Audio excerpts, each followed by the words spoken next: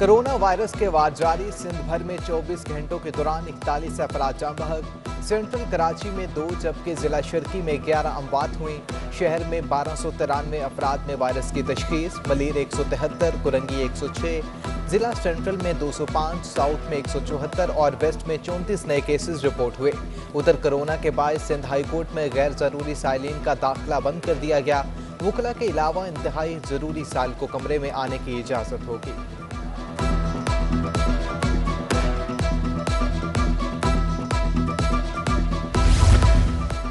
Corona की चौथी लहर खतरनाक। जिला के माड़ी के मुख्तलिफ इलाकों में माइक्रो स्मार्ट लॉकडाउन नाफिज कर दिया गया। Union council 7 Muhajir camp, union council Saidabad, union council Ittehad town के इलाके शामिल। हॉटस्पॉट एरिया में हर किस्म के इज्तिमात और तकरीबात पर मुकम्मल पाबंदी आयद कर दी गई। शहरियों के लिए मास्क का इस्तेमाल लाजमी करार। माइक्रो स्मार्ट लॉकडाउन 24 अगस्त तक नाफिजुल अमल रहेगा। महकमा सेहत सिंध ने ख्वाजा सराओं की वैक्सीनेशन का फैसला कर लिया। अब ख्वाजा सराओं को वैक्सीनेशन के लिए शनाख्ती कार्ड की जरूरत नहीं पड़ेगी। ख्वाजा सराओं को सिंगल डोज वैक्सीन लगाई जाएगी। हुकाम का कहना है ख्वाजा सराओं के घरों के करीब कैंप लगाए जाएंगे। सिंध हाई कोर्ट में वकला बरादरी का सुप्रीम कोर्ट में एडहॉक तकर्री पर एहतजाज।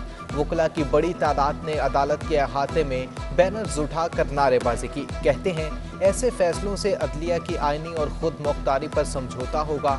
अदलिया को मजबूत करना है तो ऐसे फैसलों पर एहतियात करना होगी।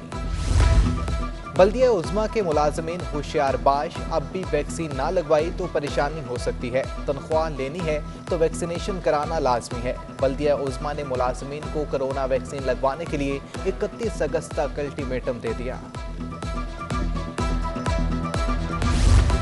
सिंध सरकार ने कराची की मतरूका मलकियतें वफाक को देने से साफ इनकार कर दिया। 1965 और 1971 की मतरूका मलकियतों पर सिर्फ सिंध अवाम का हक है।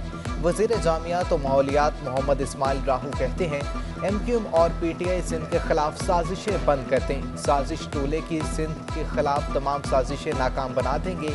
हुकूमत ने 3 सालों में सिंध को एक ईंट तक ना दी। झूठी वफाकी हुकूमत की कमेटियां भी झूठी हैं। सिंध में महकमा तालीम के लिए नए वजीर सैयद सरदार अली शाह के लिए महकमा तालीम चैलेंज बन गया। महकमा स्कूल तालीम का सेक्रेटरी अहमद बख्श नाजियों ने अमेरिका में सीनियर सैर सपाटे करने शुरू कर दिए। 142 असामियाँ खाली।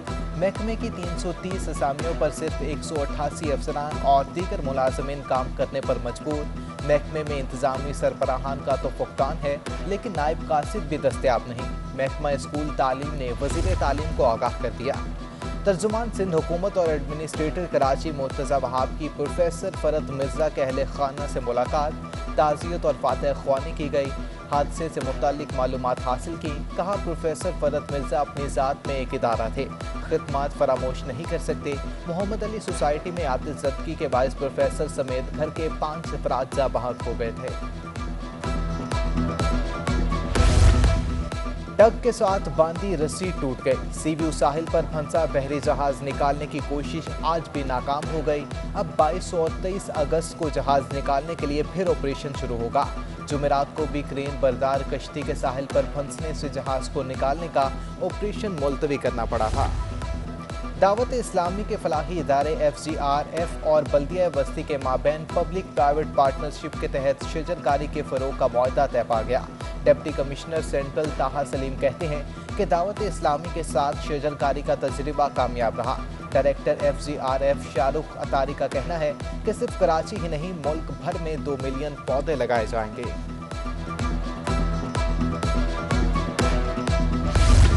गुलकारा नादिया हसन की बरसी पर नया पेंडोरा बॉक्स फिर खुल गया। नाजिया हसन के भाई सुहेब हसन और साबिक शोहर इश्तियाक बेग ने एक दूसरे पर इल्जामात की बौछार कर दी।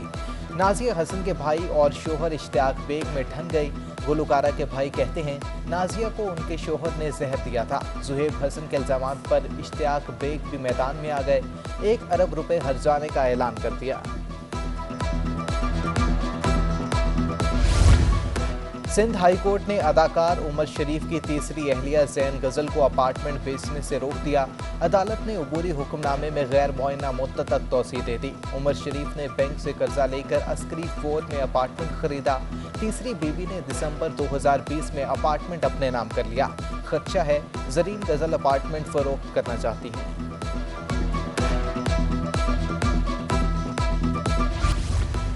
सिंध हाई कोर्ट में जिनसी ज्यादती केस में मुलजिमान को सजा दिलवाने का केस। सिंध हाई कोर्ट ने सजाएं यकीनी बनाने से मुतल्लिक SOPs पर फैसला जारी कर दिया। 20 रोज में SOPs का और सिंधी तर्जुमा कराया जाएगा। चीफ सेक्रेटरी IG सिंध और दीगर स्टेक होल्डर्स SOPs पर अमल दरामद को यकीनी बनाएं। तहरीरी फैसला। दूसरी जानिब कराची की अदालत ने 16 साल लड़की को हिरासा और ब्लैकमेल करने के मुजरिम इमरान को 12 साल कैद की सजा सुना दी।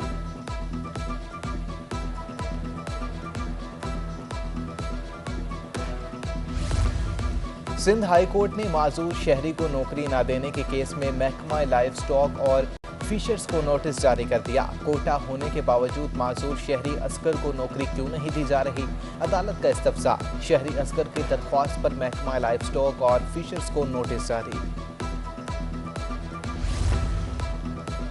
साइट एरिया में हाफिज कंपाउंड में कायम कंपनी में डकैती। मजदूरों के भेस में डाकुओं ने फैक्ट्री मुलाजमीन को यरगमाल बनाकर नकदी और मोबाइल फोन्स लूट लिए। मुलजिमान ने मुलाजमीन को तशद्दुद का निशाना भी बनाया। वारदात की CCTV फुटेज सिटी 21 ने हासिल कर ली।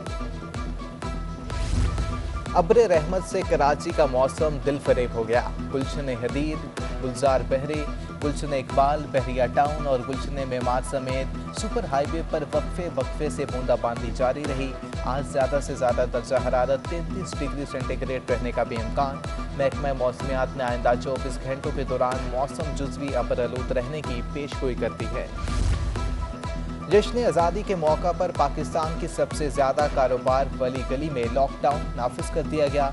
लाइट हाउस परचम गली की तमाम दुकानें सेफ डे के तहत बंद। निसार परचम वाले का कहना है कि हुकूमत को कोई दिन मनाने के लिए सहूलत देनी चाहिए। परचम गली का लॉकडाउन कर्फ्यू की मानद है। ऐसा लॉकडाउन पूरे पाकिस्तान में किसी जगह नहीं है। परचम खरीदने के लिए मार्केट खोलने की इजाज़त दी जाए।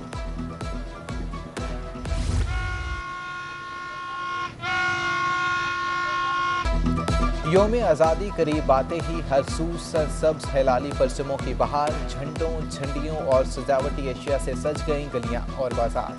शहर कायद के बादशों का मिली जोशो जज्बा आसमान को छूने लगा। दूसरी जानिब बोट बेसन में आज़ादी की खुशियां मनाते नौजवान पाकिस्तानी आइकन पेंट करने में मसरूफ हैं।